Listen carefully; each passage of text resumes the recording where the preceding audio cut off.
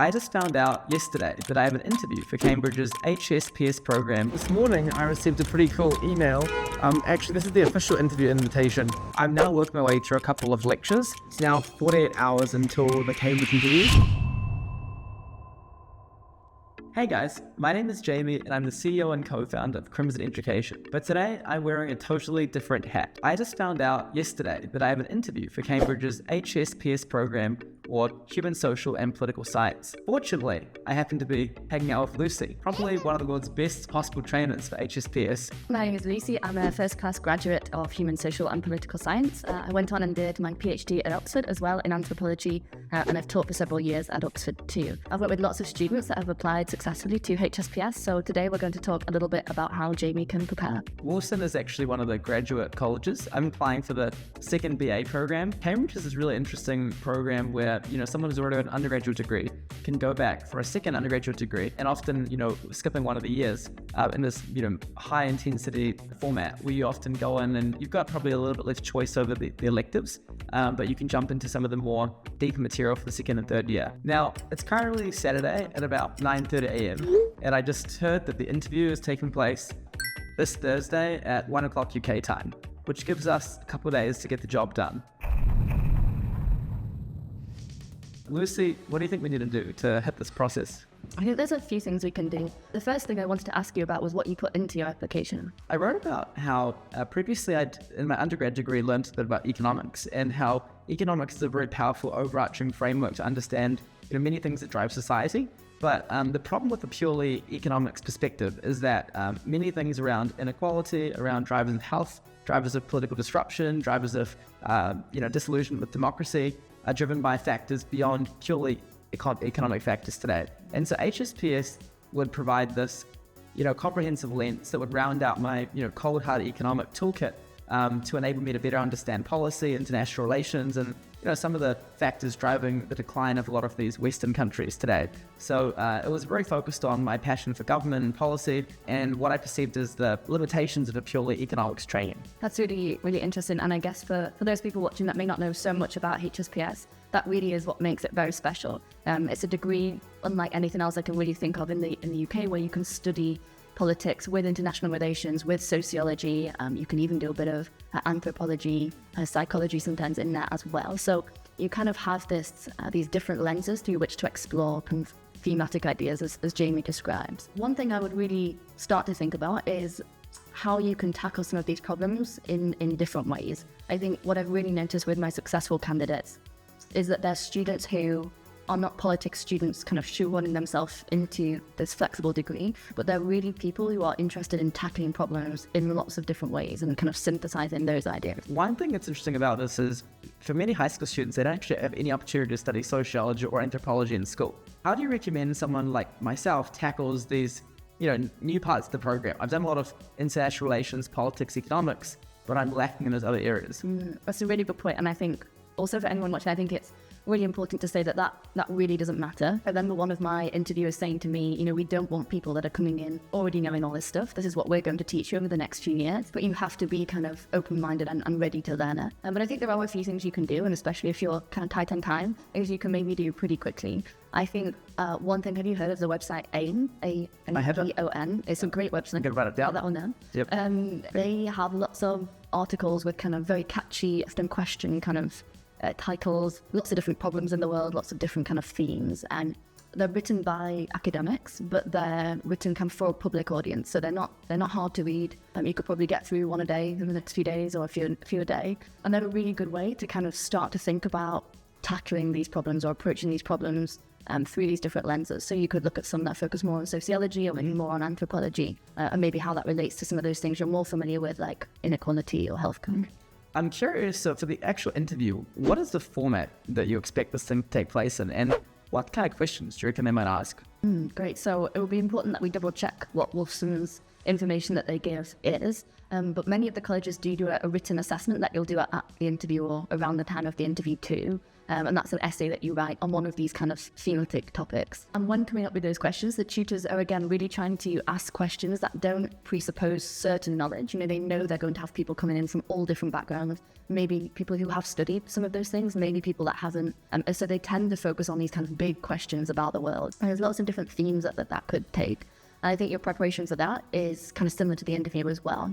So, I'd suggest, continuing to read widely. I'd also suggest looking up the names of some of the fellows, the professors. Get some fellows. Yeah. And be open to that. Definitely look at I'm guessing you did touch on politics and things in your written application, so there'll almost definitely be some politics. Alrighty, so I've continued a bit of preparation and going down Crimson's HSPS preparation list. I'm now working my way through a couple of lectures. I think it's a really good idea to spice up study with a combination of course, reading books, but also some, live presentations, video lectures, YouTube videos, that kind of thing. Different way to remember the content.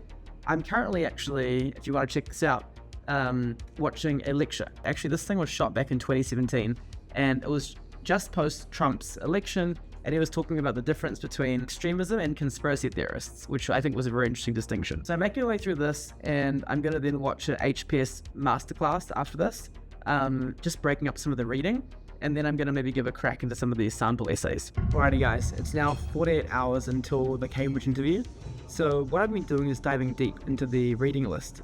Cambridge actually gives you this really interesting reading list on the website, and they say that you're not supposed to necessarily read it all, you don't need to, but I want to make sure that I've done my research for some of the other areas like sociology, social anthropology, the things I'm less familiar with, because I'm pretty good on politics and international business. There's just too many books to read in 48 hours. So what I've done is I've begun reading a social anthropology book called Think Like an Anthropologist. I chose that because some of these books are super niche. Think Like an Anthropologist, my idea there is if I read that, it's going to give me kind of a canvas of the whole field, so I'll be able to talk about it in my interview. Also, I just went into this good old trusty Waterstone, and I managed to get this cool book called The Circle, which is actually on the sociology reading list. Now, the interesting thing about this is I actually watched a movie. It was an Emma Watson movie. But by the way, I liked the movie, but it got crushed by the reviews. I think my mission on this upcoming plane back to New York is going to be to finish Think Like an Anthropologist, nail The Circle, and I'm going to have one good book done in both social anthropology and sociology. So at least I can talk about something during the interview. Alrighty guys, let's see how we do. So after getting to the airport, I was reading through this How to Be an Anthropologist book, which is pretty interesting, but I also got a book for the flight, Nationalism. That's another book from the sociology part of the reading list, which should be quite a good deep dive. But before then, I gotta take a quick food break to get ready for the flight and the study. Who knows what kind of airline food you might be. I'm now up to the chapter on values, and interestingly in anthropology, it seems like values play a really key role, and the book divides these interesting groups, both egalitarian societies all the way to value-based societies, and I think that's quite a useful lens to answer some of the questions that Cambridge asked in the mock interviews. I also couldn't resist a quick Scott. Back to the study. Alrighty, so Lucy, our amazing HSPS strategy consultant, just sent me a super hard-hitting set of resources. It's pretty amazing. She sent me HSPS lesson plans, the interview assessment with past questions, a case study on a previous Crimson kid that got admitted, a handbook for the year 1 students at HSPS, which is a big one, I'll tell you why in a second, and also the interview structure. She also sent me, before I even told her who was interviewing me, the possible interviewers, and she actually got one right, Anna Bignoli, the Director of Studies. Amazing resources, and then also she even sent me some wonderful highlighted materials, lectures to watch, a masterclass, some other key topics from politics, anthropology, and sociology, as well as some of the questions from previous students. Wow, some previous interview questions. This is good. So for example, some of the questions she told me to prepare, if I was to take a group of people to the moon to start a new population, what would be the value of taking an anthropologist? That's the question that we can tackle in our mock interview. But here's this one. How many mothers could one person have? And obviously you can only have one genetic mother, but this is really speaking to the idea of culture and community and village raising a child. So I've got a lot of new material to read, but very exciting. And if it all goes well, I'm going to go to the new Ghostbusters movie, and if it all goes bad, I'm going to cry in my room. Now, I guess, this morning I received a pretty cool email. Actually, this is the official interview invitation. So they've sent that over, and so now they're telling me, when my Zoom interview is going to be, who my examiners are going to be for the interview. as well as also the admissions test. So the way this works is that there's going to be a 60-minute written assessment by email, 1 o'clock on the 20th, which is in about 36 hours. And then also there's going to be a subject interview on Zoom with 2 people from the Wolfson HSPS faculty team. I'm going to basically use a lot of today to get through some more readings. Now, one of the key tips that they tell you in the Zoom interview, actually, guidelines, is that you should actually go and read your personal statement. Now, in my initial interview for Cambridge back in the day, when I received an offer for economics, they didn't actually ask me any questions about what was my personal statement. But I have a feeling in some of the humanities areas, it's a lot more common to ask. Here's the game day setup. Now, sheesh, glad I checked my laptop. Just gotta quickly charge it, but luckily I've got a bit of time before the game begins. By the way, I decided to wear my lucky socks, not that I'm superstitious at all, but hopefully the freshness will help me with some creativity in this essay. Alrighty, it's the morning of the written assessment. I have it in about half an hour. I'm pretty pumped, ready to go. I've got my, I think, game plan in a pretty good place.